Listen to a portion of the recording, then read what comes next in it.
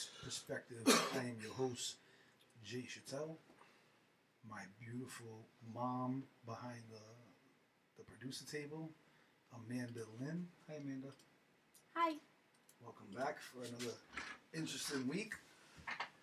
This week's topic, we are tackling the importance or the impact of a stepdad. I am known to be a stepdad. I am a dad. And I think this is a very interesting topic. So we have a lot to talk about here. Before we get into it, as I like to always do, read some thoughts, did a little research. It says the navigating the tricky waters of being a stepdad. The American family is evolving.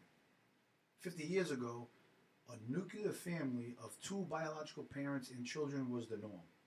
But divorce rates and growing numbers of single parents have opened up more opportunities for the formation of step families. One biological parent, one non-biological parent, of course, plus children of the biological parent. Today, over 50% of families include partners who have remarried or recoupled. And 1,300 step families are being formed every single day. Some predict that the number of step families will eventually exceed the nuclear families. Step families that consider of a father, stepmother, and his biological children make up only about 15% of all step families. The most commonly composition of the step families is about 85% consist of a mother and her biological children and the stepfather. 85%. Families with a stepfather then constitute a disproportionate number of families, but stepfathers seem to have a particularly difficult time becoming integrated into the family unit. And that's a powerful statement right there. It's very hard for a stepfather to intertwine his life in with the children and the mom already. There are three primary misconceptions that we're going to talk about today. These are the three topics. Being a stepfather is just like being a biological father. We'll talk about that. A stepfather needs to establish authority and discipline the children if necessary. We will talk about that. And the last thing we'll talk about is stepfathers need to compensate for the absence of a biological father. And to do that today, I have brought on a lifetime friend of mine. This man has been an important part of my life, my entire life. He's considered my other brother. I have one brother by the name of Todd. He's the other brother by the name of Todd, better known as Buddha, ladies and gentlemen. Back in the day, he was the Oasis. Todd Drolet. Welcome to the show, brother. Thanks for having me. How you doing, everybody? So the reason why we asked you to come on today is because you don't have any children at all, do you? Biologically, no. Oh, I like that you are on top of your game right now. So what we like here to do is we're going to jump into what makes you you, right? Where you come from, where was you raised, what do you do for a living, things of that nature. And then we'll talk about how you became a stepdad. Sound cool? Easy enough. You ready, brother? Mm-hmm. You ready? Mm. So where you from, Todd? Your neighborhood. No. From Pawtucket, Rhode Island, most of my life. I live here in Woonsocket now. You ain't most of your life. You're born in Pawtucket, right? Yeah. Okay. I'm saying I live here in Woonsocket now. Oh, okay. Do concrete for a living. What else? How many years you been doing concrete? A little more than you on and off. Boss. 22 years plus. A little more than you, boss. So, when did your love life start? Like, how old was you when you first started thinking about being with a woman? When I was physically intimate with a woman? Yeah. I was in Job Corps when I first. So how old was you? 16, I think. 16 years old. You could have had a child. 16 years old. You started flirtatious with women, messing around with them, things of that nature. That particular instance, the dorm was bottom two levels with guys, top one was girls. Yeah. I didn't even know the girl. She just happened to Wow. start kicking it to me. And next thing you know, Seduced you, huh? oh yeah, didn't take much. Didn't take- I'm 16 years old and I'm in a single man room right next to the fire escape. She said, "Open the fire escape for me." I said, "No problem." No problem. So, 16 years old, Job Corps. Job Corps, is, for people that don't know, is a place for kids, not with a lot, not with a lot of opportunity, but kids they live there, Yeah. they work there, and they go to school at the same time, right? Yeah, it's for basically kids that weren't doing well in the schools that they have. But not necessarily bad kids, though. No. They could have bad situations or whatever, but they go to Job Corps, and that not just gives them the education, but also gives them education of a trade as well. It's not just in the classroom. You're in there. There was HVAC and plumbing and all of that stuff. Yeah, trade, you can take skills to take you through a life. I went to two of them. The first one I went to, I was in business, clerical, and electrical wiring. I was pretty much still a class clown. I was only 16 years old, but I received I got my driver's license there. I got my GED there. Oh, that's cool. So I mean, it did work out, in some things. But eventually, I went to another one. I didn't complete either one. Oh no. No, but I did Pick up. all that stuff, like I said, but I just didn't end up completing. Like when I was 16, I just didn't have the brain to think about it. I went into business clerical, and I didn't realize that wasn't the same as business management. Oh yeah. And I'm like 6 months into it, typing 40 words a minute. I'm like, what the hell is this? And then I got out of it, and I didn't realize till now that I should have kept learning how to type, because I didn't know you needed to know how to type till like right now. Now I'm like, on a keyboard with one finger. Yeah. Well, I mean, it's a big part of it, John. Spitfire Productions is what. Holla if you're so Careful for that wire, John. Here we are. Oh, whoops. Yep, So, she was 20. So I gotta do my jump there. He's a little late on his job. Yeah, it's okay. He a little late hollering at me, so that's okay. So, let me ask you this, Todd. Mom and Dad. I know the obvious answer, but mom and Dad, they impacting your life, and a big part of your life. My mother and father. My mother was obviously there for me. I grew up with my mother. My father left my mother when I was an infant. He was already messing with somebody else, my stepmother. So I have a biological brother and sister by my mother and father. I have two stepbrothers that aren't by my father at all. They were just, all the siblings were born when he decided to marry this woman. Okay. But I've never called them stepbrother because I knew him since birth. So That's a good point. They're just my brother. Right. That's one that owns the house I live in. You know what I mean? Yeah. Your brother John. Yeah. So then, So my mom was big, obviously, in my life. But she couldn't do a lot of controlling because of the fact she worked her ass off to get off welfare to make sure she didn't want to be with her head held high type, Yeah. So she worked her ass off to get off welfare to take care of the three kids. She really didn't have much, and her working 9 to 5. I get out of school at 2. I'm gonna get the same punishment whether I come home at 6 or 11 at night. So what's the difference? That was it. So I was still that knucklehead. But, Yeah. Right. but I always call my mother my soldier because she's been through wars medically, took time out of work. Every time me or my sister or something got into some kind of issue, my mom did everything. She ever get remarried or anything? Do you have a stepdad? Nope. She's dated, but nothing that. No permanent stuff. Nobody that I would call. Nothing that made an impact on you. Not personally, no. Yeah. So, all right. So 16, 18 years old, Job Corps. Start getting yourself into some mischief and things of that nature. Start living life the hard way through the streets and things of that nature. When I was, say, 19, 20 years old was when I started dating a woman older than me that had kids. That was my first. Wow. My first time playing stepdad. Playing stepdad. That's a well, because a choice word right there. Well, because at that age, it's not like I knew what I was doing. Well, that's why I picked up on it. Yeah, so you're playing stepdad. You acknowledging that at that time you wasn't doing what it took to be a dad. See, some people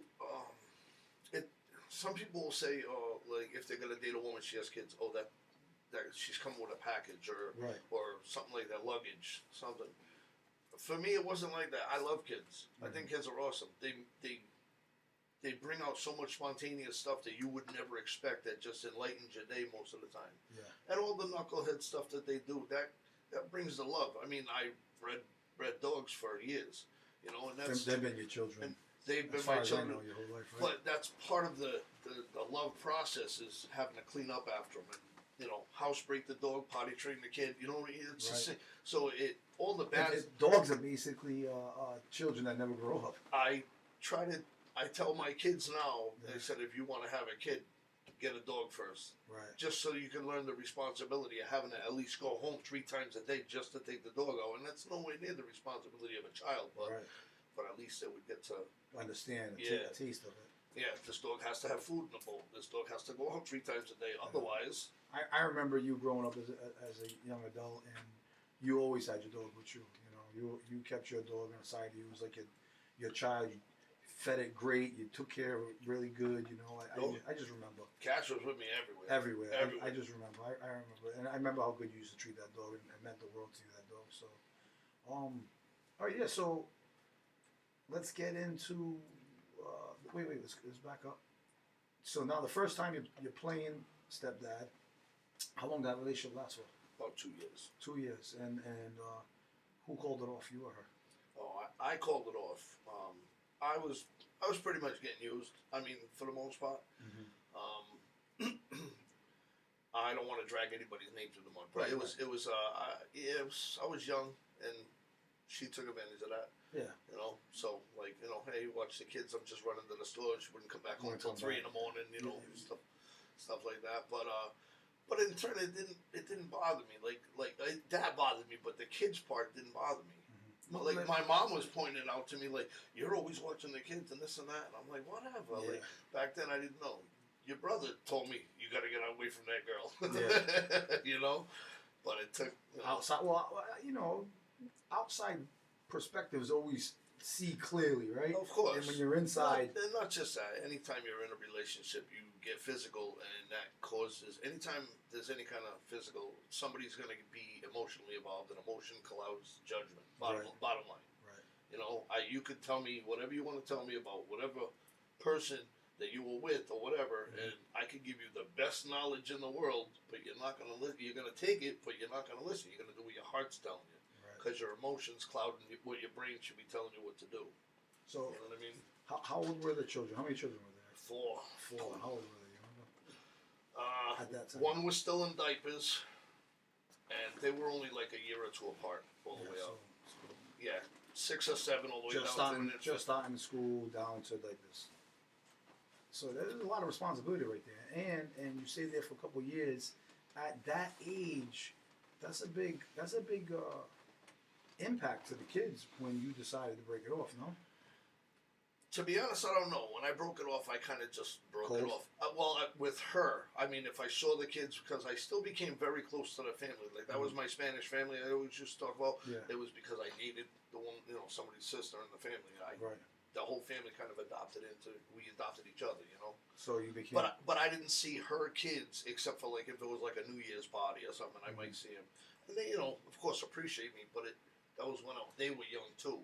Now they're in their 20s with their own kids and stuff like that. So it's just like, hey, how you doing? It's not like a big appreciation thing, you know. Well, plus now, you know, they were very, very young. So yeah, they were. You know, they grew up. They probably had other dudes that were in the mother's life or whatever. My last relationship was the longest. Yeah, we're gonna get into that. Don't skip ahead yet. Sorry. So then you went on. Is that the only time that happened? Like in a relationship status for you? Your children? No. That was pretty after 20 years old. Pretty much every woman I dated had kids. Every woman. Yeah. Wow. All different ages. Most of them young because we were young. You know what I mean? Was that the longest relationship at that time, not concluding the last? What are we gonna get to? Yeah. So did you have any impact on the children throughout these years until you met your significant Not other? really, because my aunt ended up. She used to teach at a Central Falls High School. Middle school or whatever. Okay. And she used to say it. She used to say, "Them kids are never in school." Not while I was taking care of them, but I guess the woman didn't like bring the kids or register the kids to school. They weren't. But I didn't see them like when I chilled with the family. Like her and those kids, her kids didn't come by very often. Right. Almost never. It was just like a holiday thing. You know what I mean? So, and the family, we were still adopted into each other. We loved each other for years. You know what I mean? So I was over there all the time. So the reason why we brought you on, because you don't have any children whatsoever, right? You are a stepdad. Not unless somebody comes out of the blue and tells me. I don't know. 40-something years later. Right? And they should have did it years ago when you had millions of dollars. Yeah. Yeah, it would have been easier for you. You want to be my kid now? Come on, get to work. Get to work. Well, you had multiple businesses. You had a vape shop. You had a Metro PCS. Oh, yeah. You know, you're a successful entrepreneur at times. You know, I try. Hey, well, you're not afraid to try stuff. You know, you're not afraid to try stuff. You're not afraid to get out there, work with bare hands, and you're not a go-getter. I mean, you're not a go-getter. Yeah, you are a go-getter. Is what I'm trying to say. So the children. All right. So let's get into the subject at hand. When did you meet Marty? When did you meet the love of your life that you essentially were supposed to marry?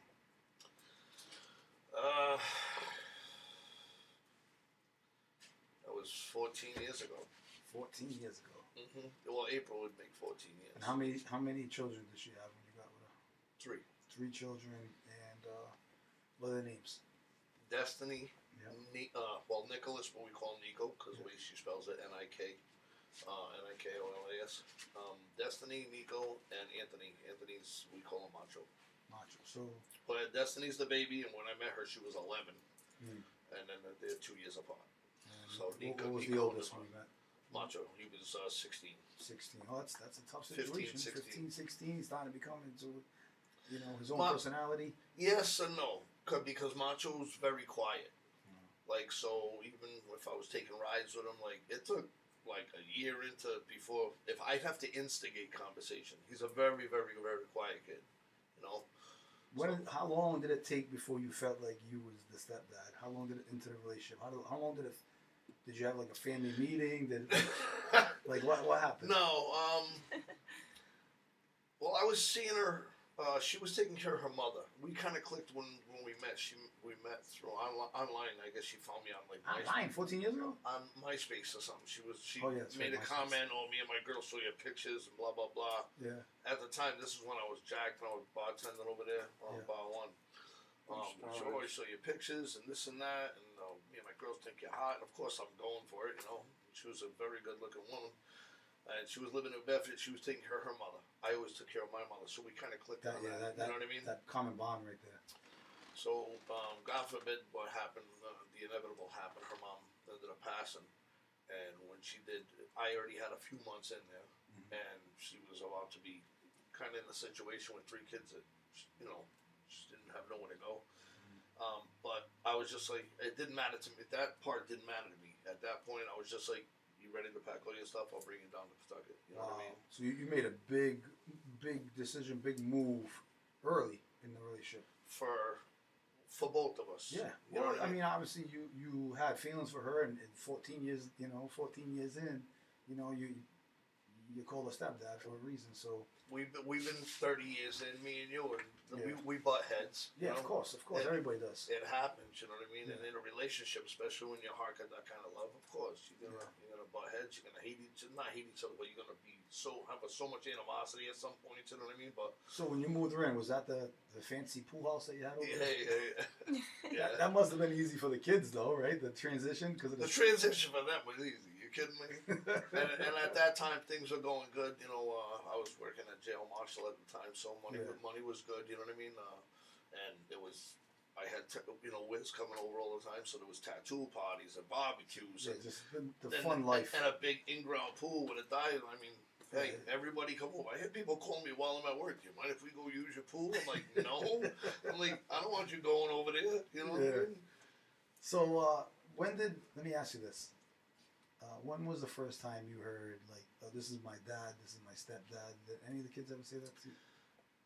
They all acknowledge you somewhere? they all called me something different. Like, I always, when I wrestle with the dogs or play with them, I'm like, come here, come see your papa, blah, blah, blah. Like, that was just, I was always popping to the dogs. That's how I talked to them. Mm-hmm. My daughter just picked up on that. So I'm papa to her, and now she has a son, and I'm papa to him too. That's I'm just papa. Now, Do you remember the first time that was like when she said it? Like, do you remember that feeling? the date? No, but yeah, I Well, I remember. mean, I remember it. Goosebumps. I was just like, I was souped. I was souped. Yeah. I was souped when I saw she posted something on Facebook, and she was like, "If you think you know me, what's my dad's name?" Oh wow. And people were writing all kinds of stuff, and she was like, "Nope, Todd." And I was, Wow. it makes you feel good. You know Yeah, what I mean? sounds great into you. Yeah. So, my son Nico, which is 2 years older, me and him are very close and butt heads very hard. Mm. But I always called him Nico or Nico Sonic or whatever, so he just kind of took the T out of my name and put Taco. He calls me Taco or Taco Sonic. And Macho, the oldest one, just calls me his pops. Because he's not from the same father as Nico and Destiny. He was from a different man, like in the beginning. Right. That's his biological. Nico and Destiny's father raised him since he was 2 until 16, basically, 15, when I took him. And then, so he has another stepfather. He calls me his pops. You know? So, you got these. So each one of them have a different. Yeah. It all means something to me. Well, it's big because it allows you a perspective. It allows you a perspective of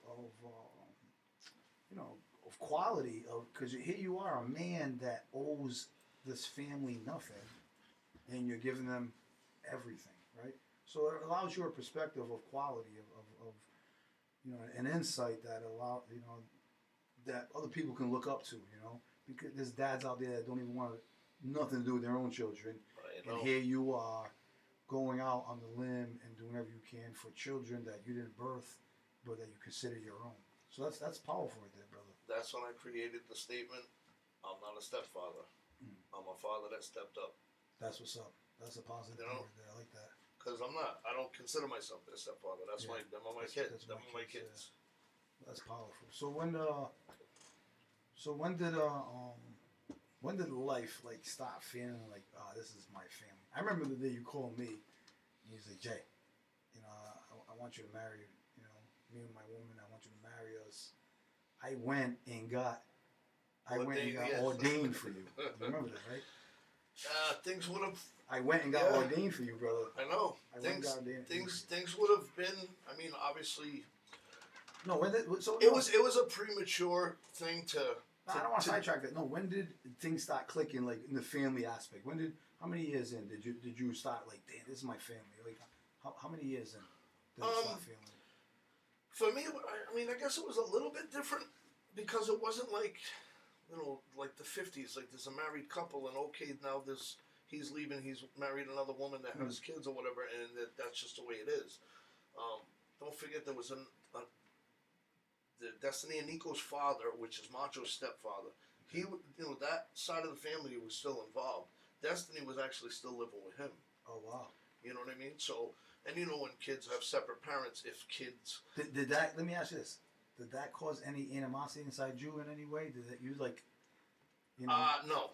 Or did it any sour? No. Anything the first day I went to go pick up the kids that were over when they were over at his house, and I met him, and he shook my hand. He's like, they tell me everything about you. They say you treat them good and this, that, whatever. And I appreciated that, whatever. Yeah. When I stopped that kind of appreciation for that guy, I did everything that they needed to do. When kids are separated, their parents are separated. If they're having a hard time living at dad's house, I'm going to live with mom. Or I'm going to live with. So that's a typical rules thing. Or whatever. Well, the other stepfather there ended up moving down to the Carolinas, and if the kids wanted to come up for Christmas or go down for Christmas or whatever the case may be, I flew them. Wow. No question. questions. Your children. No questions asked. Yeah. I have no problem with you going to see them. Whatever. Go ahead. You want to go see him? That's it. He has other kids down there, so that's their sisters. You know what I mean? So I'm like, yep, no problem. But Destiny stayed living with him, and she was kind of like I guess like a live-in babysitter. Like, after she got out of school, she had to stay there so the parents could go out, and she was babysitting all the time. Yeah. I guess the one time she got a little bit of freedom, she did whatever she did that was rebellious that made him upset. Mm-hmm. And he called me up and says, you know what? Because we were trying to get her. Come on, we want you up here too, Right. and he finally said, you know what, you want her, you got her, you can take her. And I said, you know what, I did this for however many years I've been doing this now. I said, we're both the boys. I said, I'm not doing this again unless you give me a signed paper saying that she's mine. And he sent me a signed, notarized paper saying that I have custody of her. Brother. And That's big. It's big, Man, I can't but imagine I that. lost all respect for the man. Yeah, I can't imagine. As I was saying, I can't imagine giving up like something like that. Could not believe it. I can't imagine. I mean, I requested it because I had no problem taking her, but Yeah. I was like, you are not going to play this game back and forth again. I just did it with 2 boys. Yeah. So I said, and he sent me up a signed, notarized paper. I mean, obviously Marty's name was on it too, Yeah. but that we have custody from now on. That's powerful. Wow. That's powerful. And from that day, I lost respect for the man. I mean, I'm not going to say anything more negative. It's just Well, like, here come you on. are. Well, how can you do that to you? Yeah, I mean, here just you because are you're mad at giving her? everything, Right. yeah. You know, but anyway, so obviously now she was living with me, and obviously the bond's even closer now. She used to love going to the car shows with me and stuff like that. Like I'd take her to the T-Rex and have Snoop or whatever tow one of my cars, and she'd be like, "Yeah, Papa, let's go to the car show." And it was funny too because I was with her mother, and Destiny's a beautiful girl. Yeah. We're at the car show. We see this beautiful girl. Well, I see her. And I'm like, I told Destiny, I'm like, Destiny, she was cool about things though. I said, Destiny, watch when you see this girl, because we were sitting on the curb, kind of at the back of the car. I said, watch when you see this girl walk in front of the car, and this girl walked by, and Destiny was like, Papa, she is banging. And she was like, I'm gonna go ask her to take some pictures by my dad's car. And I was like, yes. Wow. One for the team. Yeah, I was like, my daughter's awesome. High five. Yeah, the bond became real close, obviously. And then I see it with that. she was the baby. You know what I mean? The baby got it all. So, but while she was getting older and we became closer, now the boys are getting older. So, Yeah. I had a duplex, and then I gave Nico the basement apartment. You know what I mean? Mhm. And when we had to get out of there, he moved back up because they were from New Bedford. All his friends are up there. He cooks. I always gave him good work ethic. I gave them what they wanted. They wanted some. I need $40 to go to this thing. All right, no problem. But go mow the lawn or go Bro, I know, clean my rims. You spoil it. You didn't have no kids. I seen. Yeah, I spoil them, Cars, but at the same time, I wanted to make sure they knew how to work for it. Yeah, they got more than they needed to. I'm giving them $20 to go clean out the dog's kennel. Like it takes them 10 minutes. I'm like, you make more an hour than I do. You know what I mean? Right. But now they all work. They all at least have that instilled in them. Good. Macho's the oldest, and I sent him to a job where he wanted to go for culinary. And then after he got out, now he was the oldest, so he's getting older, where it's like, dude, you got to start working now. After he got out of Job Corps, he didn't have a culinary certificate or nothing. He was talking about he wanted to go to barber school.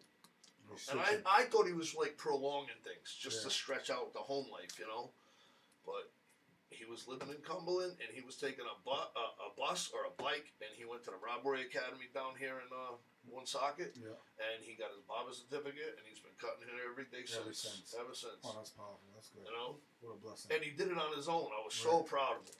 He found something that he was passionate about. And I didn't, you went from culinary, you want to go to Job Corps for culinary, and then all of a sudden, let me just start cutting people's hair. So, and he's been doing it ever since. So let's get into these. Baby, you ready to get into these misconceptions? 3 primary misconceptions. You ready for this, Todd? Mm-hmm. The first one, being a stepfather is just like being a biological father. What do you think about that misconception? I really don't know how to answer that because I don't have biological kids to give that a correct answer. I can say that when my daughter, she did the kind of like the 90-day fiance thing. It wasn't intentional. It wasn't like the one on TV. But she went on a vacation and she came back pregnant. Engaged. Yeah. PR, right? Yeah. DR. Oh, DR. Yeah. I remember. She came back pregnant and engaged. So when she was feeling sick, I brought her to the hospital, and that's while the woman's like registering her, because I'm not paying attention to everything. I'm worried about her being sick. I really didn't notice, and then the woman says, "Oh, is that an engagement ring? Are you engaged?" And I was like, "Oh my good news." And she, of course, Destiny's happy to hear somebody notice, and she was like, "Yeah, you know, like this." And I'm just like, she has no idea how much I'm gonna chop their hand off right now. You know, but you know, she had the baby. I love the baby. I'm his papa too now. Yeah. You know, but I don't know. For me, because when she had the baby, I told her, I said, when this was happening, I says, if you know, if you you're messing with this dude, obviously, if you get pregnant, if you have the baby there, you're not gonna be able to bring that baby back here for like 10 years. You know, it's not the same as doing it from here to over there. So she came back, had the baby, but when she did, she brought the baby down there to see him and the family. Yeah. She stayed there for a year. Wow. So now by this time, like, I'm kind of boiling. But I know he's from DR. Yeah. And she wants to get him here. Now, she has a friend that did this that works for some company that can push papers faster.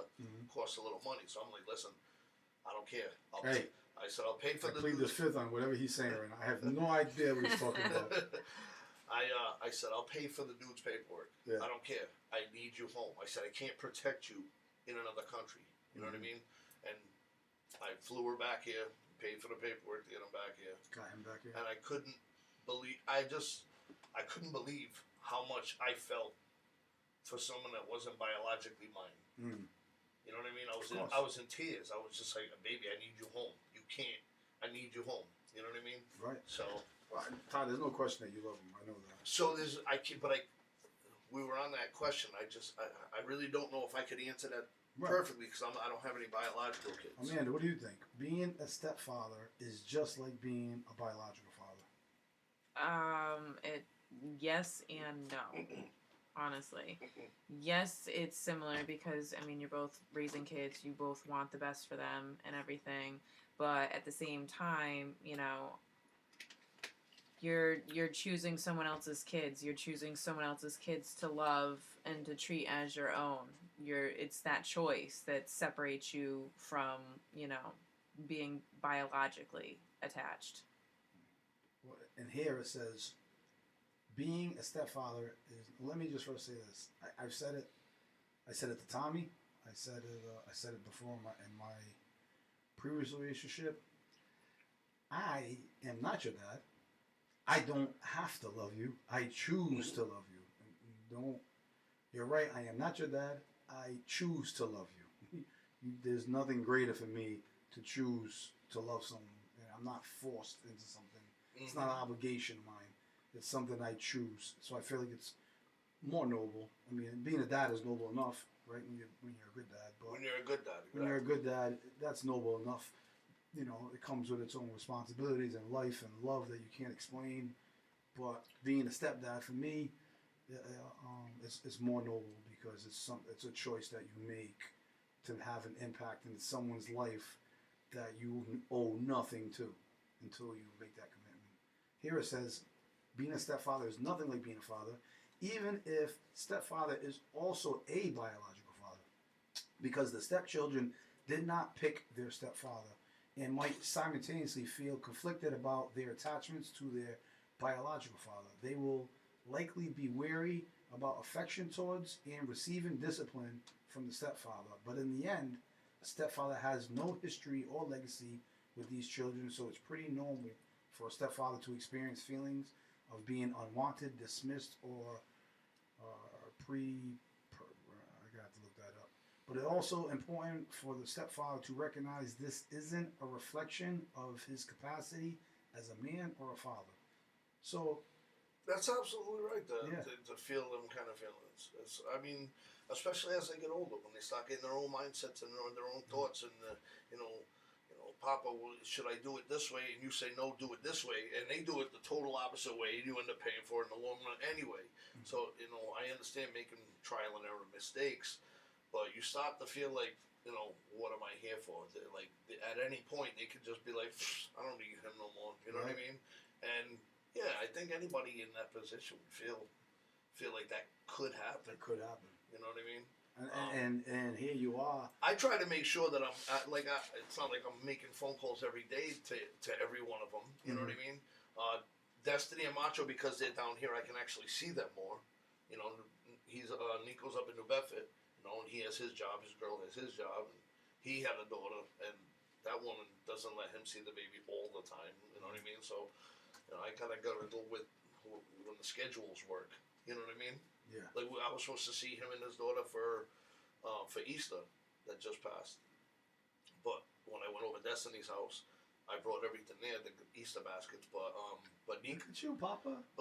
but Nico wasn't getting his daughter that weekend. He found out, so him and his girl ended up going out to California for a little vacation. Oh, so really? I didn't get to see him. You know what I mean? So, but you kind of have to keep the effort. Like, even though they're out of the house, you have to make sure that you keep in touch. You show them that you're still there if they need you. You know what I mean? Right. I mean, obviously, if they're in some kind of jam, and in my position, they would call me before their other father, their real father, and that's because I'm not just because I'm here. I mean, because I'm their father, but I'm here. I'm local. I can do whatever, help them whatever they need. You know You're what still I mean? a big part of their life. So. Yeah, I'm always talking, especially Destiny and Macho, because they're down here. You know what I mean? What do you think is the best thing about being who you are to these children? The best? Yeah, is there like a perk? I don't know. I'm pretty good all around. Well, then let me ask you one a little harder then. What do you think is the worst thing about being not the biological? The fact that you're not number one until you're till they let you know, till they let me know that I'm at the number one. Wow. Destiny's done that. She she pretty much tells it out there to everybody. That's my dad. That's my dad. That's cool. But it's just like any boy. Every boy wants his father. So Nico and Macho will still go visit his father, even though his father really don't call him or nothing like that. But Macho will go down there because he's got two brothers by him. You know what I mean? And So he has to go. And Nico and Destiny have the same father, the one in the Carolinas. Mm-hmm. Nico drove down there to live down there with him, and then when he was done living down there, decided to drive all the way back up here and live up here. So Nico is, of course, any boy wants his father in his life. You know what I mean? So I don't try to get in between that, but I try to still let Nico know, and he knows. You know what I mean? All right, so let's get into the next one. Number 2. A stepfather needs to establish authority and discipline the children if necessary. How do you feel about that? Is that a misconception? Well, it depends what you want to call discipline. I never put my hands on my kids. Never. Not once. Not a slap, not nothing. And that's, some people would call that discipline. I'm not one for timeouts and special places and all that. No. Pretty much we're in the era of technology, so if they do something and they shouldn't have done it, it's like, give me your phone. Hey, yeah, I'm telling you, that works. You send a kid out without his phone for 10 minutes, forget it, he's going to be pulling his hair out of his head. How about you, Mom? How do you feel? A stepfather needs to establish authority and discipline the children if necessary. Yeah, I mean, he has to at least set some sort of ground rules to, show them that he means business, especially if Mom, I think we're in the situation where the kids see how much they can push my buttons, but as soon as you come in and be Batman and help me out, they know it. That's what's up. Yeah, well, for me, I feel like there's got to be. I mean, well, it depends on the situation too. Like your situation right now is the same as mine. She is here with the kids. Marty came down to me with the kids. It's a little different if the stepfather moves in, with their to their house in their neighborhood. You know what I mean? Your friends aren't there. Their friends are. They can do. The woman can do whatever they want. The kids can do whatever they want. They feel, and you feel different if you're not in your own environment domain, basically. You know what I mean? Once in our situation, that I think that's kind of just I don't even think it was intentional for you or me or whatever. I think the ground rules just kind of get put into place. Like, this is how I do things in my house. Yeah. It says right here. So it says right here. Stepfathers might wish to assume the hard hand in the family, Their wives might even want them to, but this is almost impossible to do effectively. The foundation for effective authority and discipline is trust. But because stepfathers lack prior experience with the stepchildren, they haven't developed the trust necessary to mete out discipline. Instead, in stepfamilies, it's the responsibility of the biological parent, with the step-parent providing input to create, relate, and enforce family expectations. A united parenting approach can be helpful, but the mother should be the base of the authority. And ultimately, that's true in this house. You know, I this is what I say. This is my house. I reiterate that. This is my. I take all the power. Right. I say this is my house. This is my house. And this is my house. But every time the kids do something wrong, hey, you don't want your mother punishing you. You don't want your mother punishing you. So it was, you know, I put it out. You know, because you know they can be mad at her, and you know the authority's there. You're but still the fun guy. I'm still the fan. You're still the fun guy. Yeah. You know, when I speak, they listen though. You know, yeah, same situation. But again, things are different because of who or how the woman is. Do you understand what I'm saying? And like I said, I'm not trying to drag anybody through the mud, but my ex had bipolar and stuff like that. So, like, one minute she's calm, the next minute she's a lunatic, Oof. and then, you know, the next morning after she's been, I thought they chalked that up to PR, not. they could chalk it up to whatever. That was my first experience with her, and it was a long one.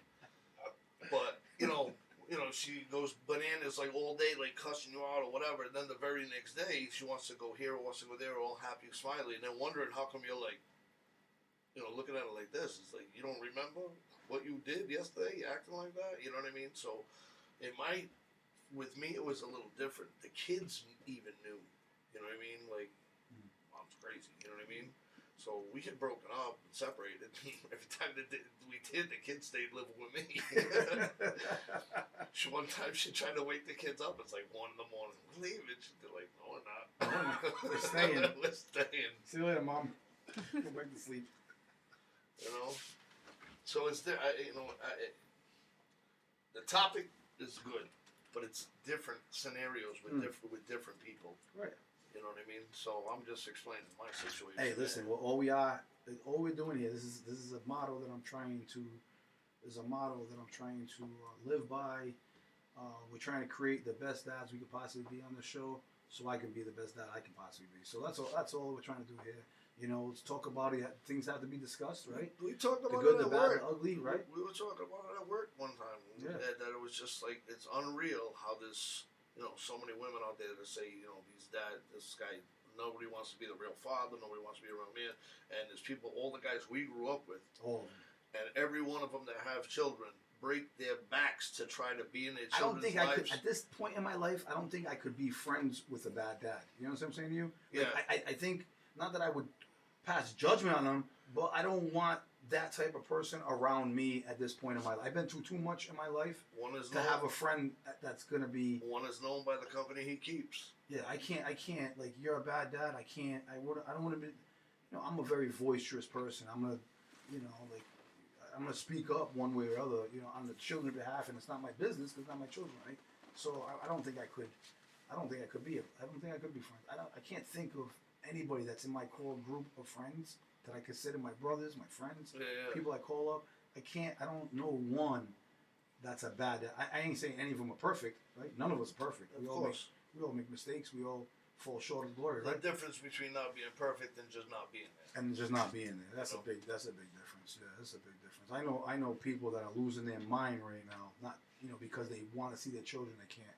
I know people that, you know, they That's break what I their mean. backs to do whatever they possibly can for their children, you know, and it's just looked past, and then you get these people that, you know, like, whatever. Oh, I have a child over there? Oh, Yeah. that doesn't make no damn sense to me. Yeah. That don't make no sense to me. So let's get into the third one.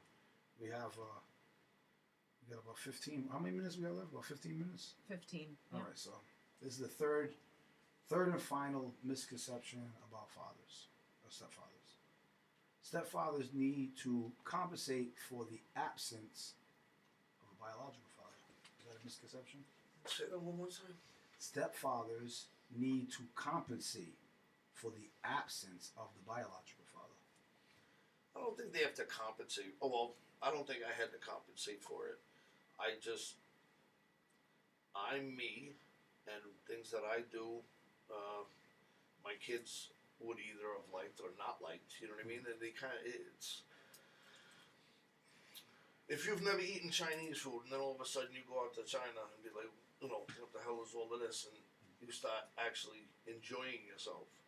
You know what I mean? You have to figure that out for yourself that this is good. This isn't, you know what I mean? Right. So that I wouldn't have to say I had to compensate. I would say that the kids had to lower their walls down Mm-hmm. to realize that I'm not a bad guy.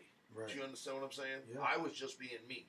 And I love kids anyway. That's powerful right there. Do you understand Staying what I'm saying? true to who you are, staying true to yourself, first and foremost, I love very kids important thing. anyway, so it's one of the kids are just coming into a new man that's supposedly gonna stick around, that's gonna be here, you know. I don't know the past, I don't know if there was anybody else or whatever, so it's up to them to let their walls down to say, you know what, I think this guy's gonna be alright, you know what I mean? That's powerful. Mom, Yes. what do you think about this? Stepfathers need to compensate for the absence of a biological father. Well, I mean, I agree with like what Todd said. It's not that he has to compensate. It's just, he's with mom and, he's playing the role of dad, the leader of the family. So, it's just, he has to, not fit in, but just, play everything that the kids were not used to, but, being there for mom, being there for the kids, and playing all that roles because, it's not the kids' fault at all, and sometimes they're the ones that end up paying for most of everything that happens between moms and dads. Because in the beginning, it's well, for me anyway, it's not like I had to think about walking on eggshells around the kids, But you also will find out what they will think is funny, what they will think is scary, all this stuff. So then you kind of tone back a little bit on yourself, Right. So that's about the only compensation, I guess. And once you realize certain things that either disturb them or whatever, and then you stop kind of shifting your weight a little bit to say, all right, maybe not do that. You know what I mean? Me, before I read this, for me personally, I treat the children the same, the best of my abilities. Like the best that my heart will let me, the best my brain will let me. I treat the kids. If I'm gonna do for my children, I'm gonna do it for her children. That's the way I see it. The best way I can do it. Obviously, some things are gonna be obscured or subscured, whatever that word is. Some things are not gonna be so straightforward, But for the most part, 100% true. If I'm buying this child a pair of sneakers, I'm gonna do my best, and I'm getting this child a pair of sneakers. I don't care if they're Jordans or Skippies. If I'm buying this kid a hoverboard, I'm buying that kid a hoverboard. Yeah. It's just I'm not gonna try to make up for that father. I'm not gonna the father.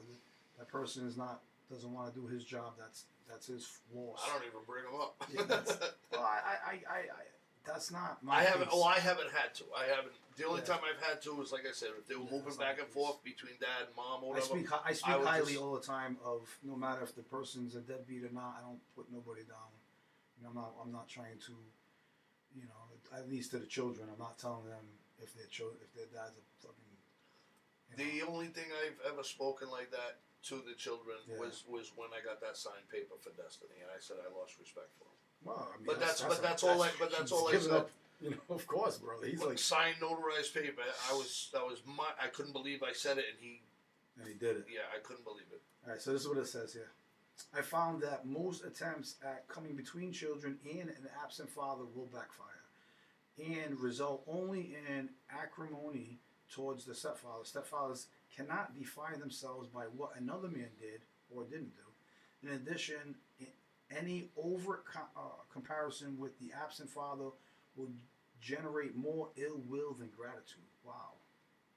In instance, when the biological father plays predominant co-parent role, it is wise to step aside to allow the father and children the special time that each is needed, and to respect the role that the absent father still holds in the affections of the children. And that's 1000% what I do right there. You know, when the kids come back, hey, have a great time. How's your dad doing? Things of that nature. Make sure you go have a good time with your dad before you leave. You know, that's just I'm in support of the thing. I'm not trying to be I'm not your dad. I'm not trying to be your dad. I choose to love you. That's my statement. I'm sticking with it forever. I agree. I choose to love you. Yeah. I still can call them. I am their dad. Yeah. Biologically, no, but I don't say.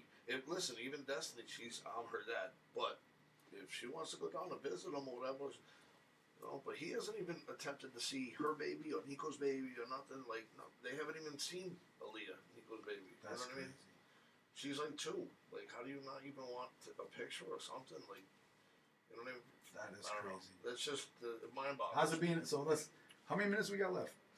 We have 9? 8 minutes. 8 minutes. Is there a way we can bring on CEO Spitfire, John? Back over there. Nah, I don't want to touch this.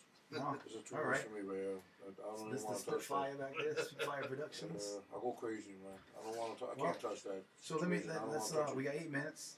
Let me ask you, as your role evolves, What's up? how is it being a grandpapa? It's awesome. Is it anything like you imagine? I'm a jungle gym now. Papa the jungle gym. Papa the Jungle Gym. You know, he'll put his hands up and he wants to fight, and I'll just grab him and start tickling him, or hold him upside down by his leg or something. And as soon as I put him down, I'll turn the other way and he clobbers me, jumps all over me. I mean, look, I'm gonna put my. You can't see me, so don't put the camera on me. But you the- can't even the hear you, blessing John. is, You can't even hear you. You can't. Nah, no, you can't. You have to be on the microphone. No, I won't be on the microphone. It won't even pick you up. What was Right that? now. It sounds But like I'm talking to nobody. he's a big daddy, man. So, And handle your Yeah, business. the grandparents thing, I mean, I love it. You know, I wish, I mean, it's almost as if I wish I was younger, like when I actually met my kids. Like if I was that age, so I had more to offer, more to give, more time. You know what I mean? Like, but I mean, when I see them, believe me, they love it. I get calls after I leave. I get calls. They be like, say goodnight to the kid. He won't go to bed until you say goodnight to him. Or whatever. When's Papa coming back? You know? Is it even possible to come up with more time? It's like, nah, it's no way. No, It's no way. no. It's not possible. It's not possible as a dad. If stepdad, there was a way, grandpappy. I mean, to be honest, the biggest time consumer is work. You know that. If we were sitting on where we never had to work again, it would be a different story. You'd have all them hours to do what you want. Whether you want to sleep in bed all day, whether you want to take the kids to the park and do this and that, and actually, you know what I mean? Right. But that's what takes up. We would leave the house 5 in the morning. Sometimes don't get home till in the wintertime. 10 at night? 10 or 11, yeah. You know what I mean? Like All day, all night. how can you make time? You don't have time for you. You don't. You come home. Sometimes you pass out before you even get the shower. You get a shower in the morning because you forget. You're just like so exhausted. Yeah. That's scary, yes. falling asleep at the wheel. Don't I know about that one? You know what I'm saying? I was dangerous on the way home before I got my machines for sleeping. I was dangerous, dude. On the way to the job, I don't care. 2 hours away, no problem. On the way home from the job, I'm having a any 5-second kids call blinks. you Darth Vader? No, they don't. They don't. But they'll let me know if I'm snoring on the highway. Hey, why you driving? yeah. Papa, you snoring? No. no, I'm driving. Hey, right? Papa, you snoring? No more goat soup. No. What'd you say? What was the question? Well, I think this is a good show. Any thoughts, Miss co-host producer back there? Yes, I agree. It's a good show, and it's not biased, which we've talked about as well. Yeah. Well, you got 3 perspectives right now. You got from a dad and a stepdad. You got a man that's never had biological kids and gave everything and has children now, and then you have a mom, right? Yes. Who lives both rules also, in her respective manner. Mom, stepmom. And I wanted to, again, this was my experience. Yeah. You know what I mean? And I've had a few, like I said, I've been with women that had kids all my life, but this is mine. I don't know everybody else's. Everybody else's Of course, everyone's for everything. You know what I mean? I try to, like you said, be the best that I can be, and nobody's perfect. And just like any parents and any kids, we butt heads. You got any messages out there for those dads that are not stepping up? You got a message for them? Well, if there was more of me, Thank you, I'd say don't worry about it. I got you. But there isn't. I don't know, man. I don't want to be disrespectful to anybody. But if you don't take care of your own, I don't know. I think it's kind of pathetic. You know what I mean? And again, I'm not trying to say anything disrespectful. No, it is what it is. But I also grew up not having a dad. Like, I only saw him periodically. Yeah. My dad was a Providence cop. He got kicked off the force for excessive force and prejudice. He hated Portuguese and Italians, but my stepmother's full-blown Italian. I don't know if he knew how to be racist. I don't know. But again, I'm glad I didn't grow up with him. Yeah. Yeah. Because think about the women that you see me. If you right. Yeah. Spanish women all day long. Most of my women in my life have been Spanish. Right. Marty's dark. Yeah. I don't know. My dad would probably would have died before he did. I don't know.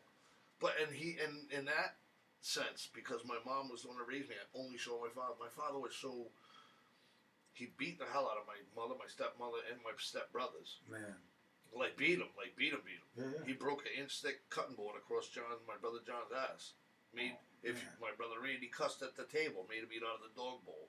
My other brother did something, put his plate on top of the toilet, made him eat there. Like he was a brutal guy, you know. Oh my God. And I only saw. Imagine how did he grow up? I was the baby, you know what I'm saying. So I was just the spoiled one, but he only saw me, periodically. And when I was, I think, 11, I was still in No, it was right before I went to Camp E. Hunty. I was 11, and he moved to Florida. Never told nobody nothing. Just moved to Florida. Just got up and said, "See you." Never heard a word from him again. And then when my brother, it was weird because when my brother called me to say that he passed, he calls him by his name, Paul. Mm-hmm. So he calls me up. We just got done moving a big, huge, like 2 monster truck moves for this doctor friend of mine. And I had the phone on speaker right here, and we're doing shots. We're just done with this long move. We're doing shots. Everybody's got the shot out. We answer the phone. He's like, "Hey, just wanted to let you know Paul died." I said, "Who?" And he goes, "Your father." Wow. And I took the shot as he was saying it. Yeah. So I was like, all right, I'll talk to you later. Click. And I went to grab the bottle to fill up everybody's cup, and everybody's still sitting there holding their shot, and they're looking at me. They're looking at me. They're like, "Are you okay?" Yeah. I'm like, "Huh? What do you mean?" They're like, "You just found out your father died." I'm like, "Yeah, but I don't know the man. Like, I don't have the emotional attack." Don't get me wrong. It brought up animosity. Like a week or two later, like when I started, I might have been drinking or whatever, but it started like, what could have my life been like if it was this way or that way? You know what I mean? So, right. And he told his sister, I think it was, "Don't tell my kids that I'm dying or that I'm dead." Well, maybe from an outside perspective, maybe he didn't want to see none of you guys show up, and that would have probably crushed him. You know what I mean? Well, he would have been dead. He would have been dead anyway. Yeah. He knew he was dying. Maybe he wanted to die. Like maybe there was a way he made peace with himself at this point or something. Who knows? I don't know. You can't speak for the guy. Yeah, I don't know. I mean, he was just, ain't gonna do something like that. Back then, child support was, I think, like $25. All right, so it wasn't the money. When he picked me up, plus he had a good job. My dad, no, he didn't. He got fired off the force. Well, he was working at like Radio Shack. Yeah, but he had one of them little Mr. Magoo MG cars or whatever, little convertible joint. I mean, like a roller skate thing. You can pull it. Yeah, the MGs are a lot of money. Yeah, they're not cheap. No, the one he had first of all was cheap, and it was back when I was a kid. So we're talking 40 years ago.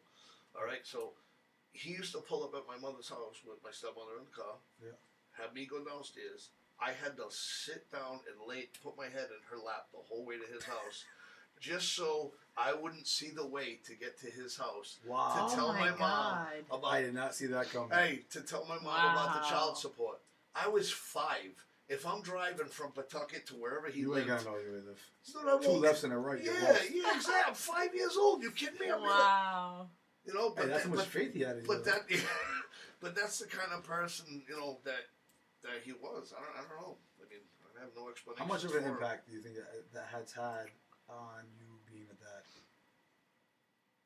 lot because I made an oath never to be like my father. I made that oath a long time ago. It's crazy how many of I us men say that. I know I still have things in me. Like when arguments happen, usually I'm kind of passive.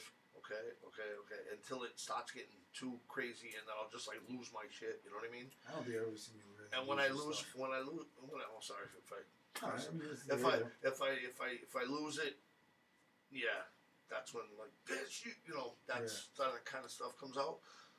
So I know the verbal abuse, I guess you could call it, but that's usually when I'm at like my breaking point, like you shut up, like you don't leave me alone. But other than that, I said I'll never be like that. I'll never be like my dad. I've never put my hands on a woman. I've never put my hands on a kid. You know, some things are DNA. Some things are in our DNA, right? Inherited traits. There's traits that are part that you pick up that you don't even know you have that your dad has. Exactly. There's things about you that your mannerisms and things of that nature that they're in your DNA. So, you know, without knowing your dad, you don't know who you are as a man. That's unfortunate, you know, to never truly know your dad. You know, me, I've never had a dad in my life until recently. I repaired my relationship with my dad the best I could right now. You know, because how can I have a relationship with my children if I can't have a relationship with my own dad, right? That's my thought process behind it. Well, all right. See how your family is very tight knit. Yeah. No matter how much you butt heads, I used to see you and your brothers fist fight. You know what I mean? Yeah. No matter how bad it gets, you guys are very tight knit as a family. Mm-hmm. My family was the complete opposite. We I didn't butt heads at all, and nobody talks to nobody. Yeah, I can't imagine that. You know, my real brother moved out to Oregon. My sister has nothing to do with she wants to have something to do with me, but I say as long as you're not having nothing to do with our mother, I'm the one taking care of her. You know, so my family's all separated. Like, you know what I mean? So that's why you see me with you guys with straight family. You know what I mean? We are my brother from another. You know, and I say that wholeheartedly. You know, you've been there. My mom. And I noticed on your picture board, I don't have a picture up there. Here we go. I do have a picture in here of me and you. That's little pocket. I'm gonna have to go look on that board because I don't know if that's baby ones. Huh? I got a little baby one. You see my shit? This is wax. Baby, I think it's the A right baby. You're off by 4 now. Fuck, Amanda's over face 4 all minutes? big and everything. All right, ladies and gentlemen, that's our show for this week. See? No, it ain't That's our show for this week. You know, tune in every Wednesday, 6 o'clock. I know a couple minutes off today, but tune in every Wednesday, 6 o'clock, where our goal is to create the best dads we can possibly be, because I want to be the best dad I can possibly be. Todd, thank you for coming on the show, And sharing remember, your story. not a stepfather. I'm a father that stepped up. Damn right, brother. You know? You sure the hell out, man. Baby, take us away. You got it.